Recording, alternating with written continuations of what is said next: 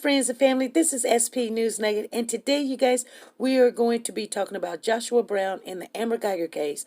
And so I'm going to share with you guys some of the clips so that we will all be familiar with them. So at 5 o'clock p.m., we will be going live, and we're going to have a full discussion. So watch this video, so when you come into the room, you'll know what we're all talking about. So here we go. Good afternoon, Mr. Brown. Please have a seat. Do you recall that I previously swore you under oath? Yes, ma'am.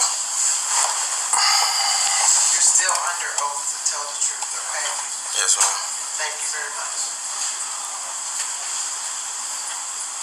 Please state your name for the record. Joshua Brown. And is that common spelling? Joshua Joshua, how old are you? I'm 28. 28 years old? Yes, ma'am. And where are you originally from? Jacksonville, Florida. And when did you move to Texas?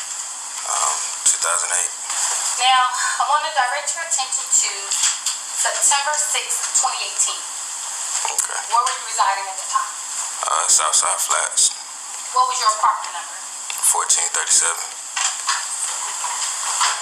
Earlier that day, did you get a visit from the leasing office? Yes, ma'am. Can you tell the court about that? The leasing people came, knocked on our doors, and it was like they had a noise complaint. It was around like 2 p.m. It was kind of odd because there wasn't no noise. Okay, and you say our doors. When you say our, who are you referring to? Both them door. They came and knocked on me and Bo's door, and just that's how I actually met him, because he came out his door. Okay. And that was on the day of September 6, 2018 at about 2 something in the afternoon? Yeah, around like 1 or 2. Okay. And you said it was for a purpose of a noise complaint, but there was no noise? Right. Okay. And that was your first time meeting Botham John? Yes, ma'am. Okay. Did y'all have a conversation that day? Yes, ma'am. Okay. What did y'all talk about? Basically how me and Bo were both smoking weed, and we kind of knew that it was coming to our door because of maybe the scent of the weed. Okay. And can you tell the ladies and gentlemen of the jury, where was your apartment in relation to Mr. John's apartment? So my apartment was right here. I could reach over. You know, Bo's apartment was probably like directly across from mine. After that interaction, did you, I guess, leave the apartment? Yeah. No, I went back inside and played the game, and then that was about it. I left later on that night. What was the purpose of you leaving later on that night? To go watch a football game. You returned to Southside Flats that evening via Lyft. Which way did you enter? Through the elevator. Okay.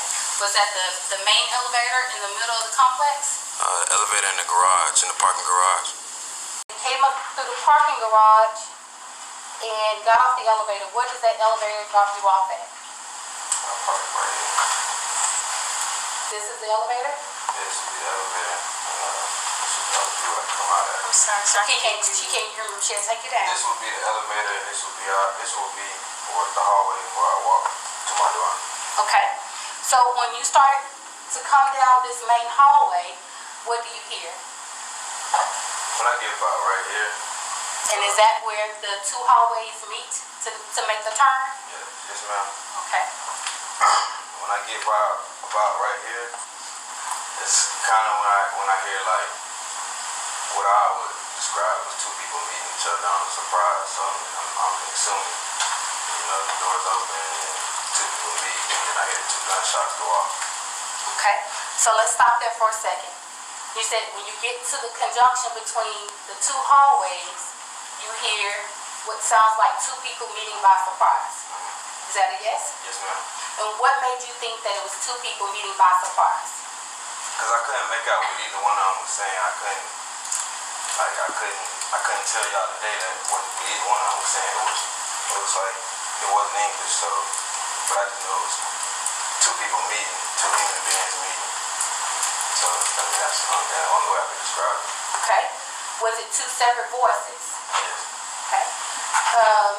Could you tell if one of the voices was giving loud commands like stop, police, or anything of that nature? Yeah, but nah, that wasn't what they were saying. That's not what you heard. No. Okay. However, you say you didn't hear exactly what you heard. No, I can't say I heard any type of words that I can make out. Okay. Once you, in that conjunction between the two hallways, and hear the voices and the pop, how soon after the voices did you hear the sounds of gunshots? Right after. Right after? Right after. It was right after. quick? Quick. And the two gunshots you heard, were they quick? They were quick. Okay. What did you do when you heard the two gunshots? I ran back out of here. Okay. Fair enough. And so you ran back out toward the elevator area? Right here, because I can see my door from right here. So I ran here, about right here, to look and see if I could see somebody in my apartment. Okay, because this corridor is open air corridor, correct? Yes? Yes, ma'am. Okay, so you can see directly across. Yes, ma'am. So you're looking to see if someone is in your apartment. Yes, ma'am. Okay, how long did you stay in this particular area of the garage? I seen a guy come out. I seen other people come out of the area, and I asked them, with those gunshots that I heard, they all said yes. So probably like within 2 minutes, I put it in my head, like I still got my dog in my room. So I went walked back over there. Okay, so you start walking back towards your apartment down the same corridor. Is that correct? Yes. And then did you make the corner? Yes, ma'am. Okay. Once you made the corner, did you observe anybody in the immediate area of your apartment? No, ma'am. Okay. Did it look like there was any disruption in this immediate area of your apartment? No, ma'am. Okay. Did you proceed into your apartment at 1437? Yes, ma'am. Okay. Okay, friends and family, I want to stop right here and I want you guys to look at Joshua Brown's whole mannerism. He's looking down. He's so distraught about what he just said because he did not share everything that he knew. He almost missed the chair. Look right there. He's looking down so much he's not even paying attention. Let's back that up. Let's watch it again. He's not even paying attention. His eyes is down the whole entire time. He's looking down. He's not even paying attention to where he's going. And that is a person that is feeling like I'm hiding something. I don't want to, I'm securing something. I'm not letting something go. I'm just going to tell them what I can, tell them to get away from that situation, that subject. I'm looking down. They're not looking at my eyes. I almost missed my chair. I'm looking down so much because I was not happy with myself. And I didn't share everything that I know. Let's take a look at it one more time, you guys. After he told he was not happy of what he just said, because that right there is a key to this whole case. He's looking down. He's getting up on the stand.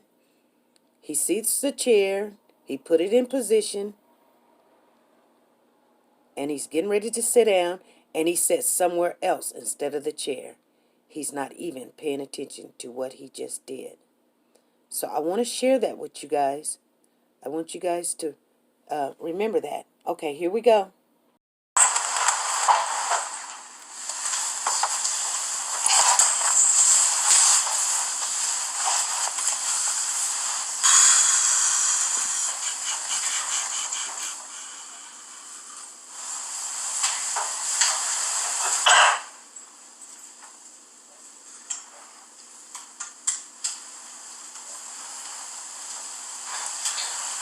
So Joshua, when you get into your apartment, what was the next thing you did? The first thing I did was just checked on my dog, make sure everything was straight, and honestly, I went over the balcony and kind of like turned my game on and went off the balcony. Okay, and when you went over to the balcony, did you see anything when you looked outside the balcony? I seen like it took a minute, but then I seen her come out. And when you say her, you pointed over towards the defense table. Mm-hmm. Is that a yes? Yes, ma'am. And did you see the defendant, Amber Geiger, come out? Yes, ma'am. Okay. What did you observe her doing? Just on the phone. And were you on your balcony looking out the balcony door, or were you looking out the window? I was looking at the balcony and then I went to the window. And you see her on the phone. Can you describe her demeanor? She was crying, explaining what happened, what she thought happened, saying she came into the wrong apartment, and that was about it.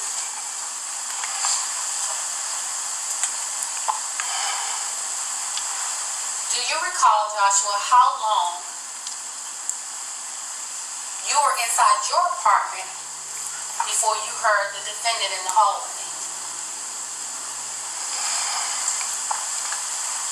Probably like 2-3 minutes.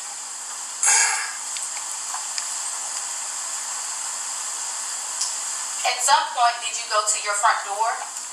Yeah, I kept looking out my front door. Did you open the door, or were you looking out the peephole? I was looking at the peephole. And when you're looking out the peephole, what do you see? I just see her like going back and forth on the phone, and then I think she went back inside, then came back out.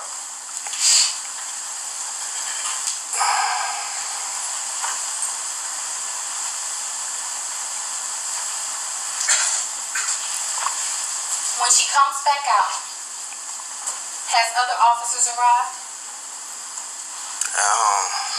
At this time, I'm not sure, because I think I seen some more officers, but I seen officers in the courtyard when I was on the balcony, so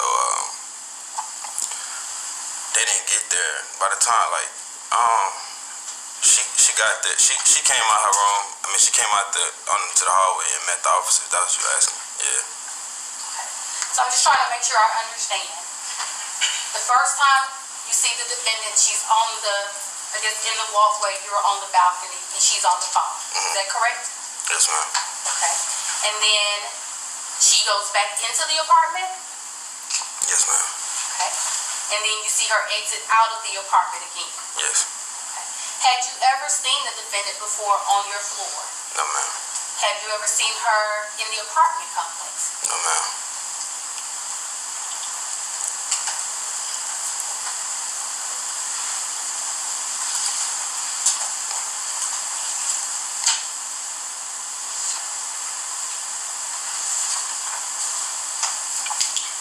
Had you met the complainant before that day? The complainant, you mean? Botham Oh, Jones. yeah, yes. Well, I met him that day. Okay. Had you ever seen him in the building before that day? Nah, I can't say I seen him. I heard him in there. Okay. When you say you heard him, what did you mean? Heard him singing every morning. Okay. You heard him singing. What kind of things did you hear him sing? Gospel music, Drake. And your door is directly across the hall from where Mr. Jones' apartment was, correct? Yes, ma'am. So in the mornings, were you inside of your apartment when you heard Mr. Jones singing, or outside of your apartment? I'll probably hear him when I come out, lock my door. I'll hear him. So from in the hallway, you can hear his activities inside his apartment. Yes? You have to say it out loud, I'm sorry. Yes, ma'am.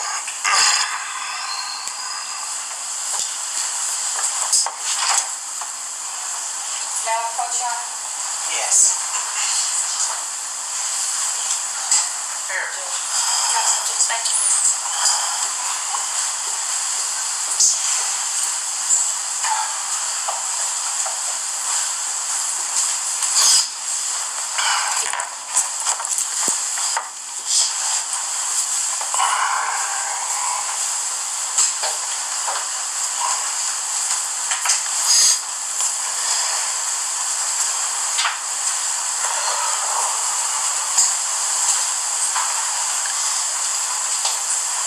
We can take a moment, Joshua. This is fine. We're not in a rush, okay? Yeah, we need a moment. Deputy Johnson, she's on. You were retired. All right. This young man is on the stage, you guys. He's not happy about him testifying.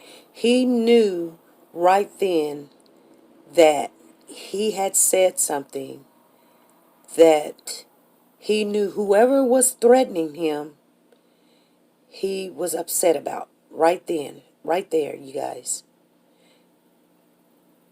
It's so sad. He knew that was it. And they offered him tissue. They didn't offer him a hug. They didn't offer him a Bible. They offered him a tissue. And this man put his life on the line.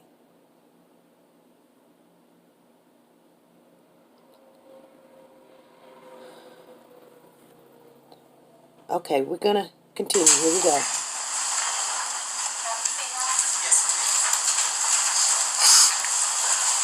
So Joshua, I want to clear something up.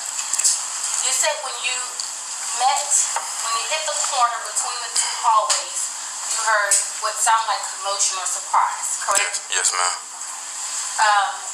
And it said that you heard voices that were kind of inaudible. Like two voices mixing together at the same time, so that I couldn't make out what either one of them was saying. Do you recall ever hearing someone say, "Hey, put your hands up," at a loud tone? No, ma'am. Or "Show me your hands," No, ma'am. or giving any type of those other commands that you would hear police say on TV? No, ma'am.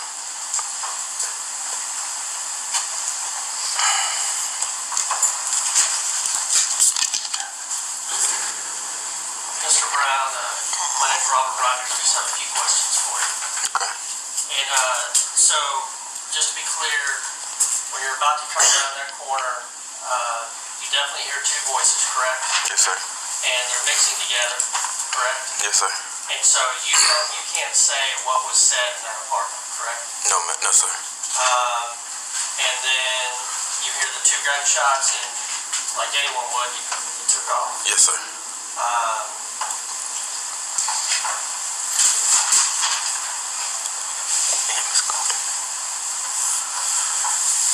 Earlier that day, when with this so-called noise complaint, that's the first time you met Mr. Jean, correct? Yes, sir. Were either of y'all annoyed by it, or was it just whatever? Just like surprise. Somebody knocked at our door. Had the leasing? Well, did you know who they were? Have you seen them before? Did you know their names? The leasing people? Right. Yeah, I know who they were. Okay. But was there any annoyance by either of y'all? Were y'all annoyed by it, or did you just blow it off? Or do you recall? I just blew it off. And that's the first time you had ever met Mr. John, correct? Yes, sir. You never met Miss Geiger, correct? Yes, sir. With regard to, you talked about, you went back to your apartment and you were talking about time, like whether it was 2 to 3 minutes or things like that. Obviously, you didn't have a timer.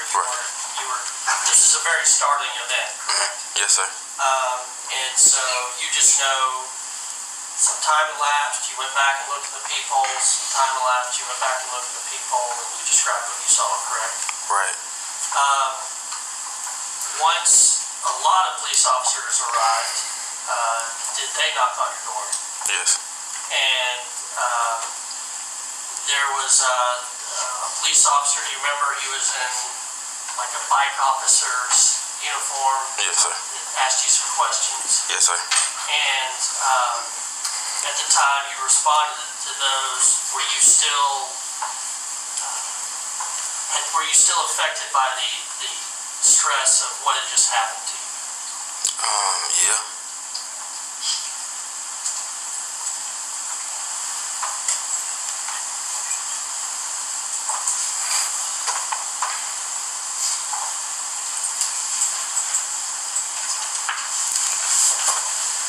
No, ma'am. That's the witness. Just brief, go ahead. Joshua, how long had you lived at that apartment? A few months, probably like 4 months. And had you ever gone to the wrong floor before? Yeah. Yes? Yes, ma'am. Okay. And when you went to the wrong floor, how did you know you were on the wrong floor? I went to the wrong floor on a few occasions. One particular time I can remember when I first moved there, I went all the way to the wrong door. I even put my key in the thing, and then I seen it wasn't. And another occasion I knew that I wasn't on the right floor because as soon as I got to the corner, it's a big vase on the 3rd floor that let me know that I was on the wrong floor. So that's how I kind of knew that from just like the decorations and stuff. Okay. Now let's talk about that big vase. On the 3rd floor, you say you got to the corner. Would that be the same corner that meets the 2 hallways, but just on the 3rd level versus the 4th level? Yes, ma'am. So at this particular day, when you say you actually put your key into the wrong door, that was trying to get into, I guess, 1337 versus 1437? Yep. Yes, ma'am. Okay. And then you say once you got another time, there's a big vase when you turn that corner. Right. Okay, and that's when you recognize, wait a minute, I'm on the wrong floor. Yes, ma'am. Pass the witness. Is there a recross, Mr. Rogers? No further questions. May you be excused. No objection. No judge conversation. Thank you very much. The Atera Apartments on Cedar Springs Road. Lee Merritt, an attorney for Botham Jean's family, says he spoke with Brown's mother. I did hear from Karen McCoy, which was Joshua's mother, who lives out of the state, and she suspected foul play. According to Dallas police, they received a 911 call minutes after 10:30. When they arrived, they were waved down by witnesses pointing out the victim lying in the parking lot. My first call to 911 is around 10:36. Lalade Jinadu was Brown's downstairs neighbor. He doesn't want his face shown, just his voice to detail his efforts to help. Right back to my apartment because I didn't really have anything to help him with. Got some items to help stop the bleeding. Brown later died at Parkland Hospital. During the trial, he testified to hearing gunshots fired by Geiger, but not hearing her self-proclaimed request to see Botham Jean's hands. He was a more important witness than folks understood. Whether or not he was so important that somebody would want to take him out because he testified in this case, I can't say right now. But Merritt says a full investigation is needed. Merritt says Brown's mother has asked him to investigate what happened from a civil rights perspective. He has obliged, but in the meantime, Dallas police tonight are still searching for the killer who could be driving a silver 4-door sedan. We're live in Dallas tonight. Nicole Jacobs.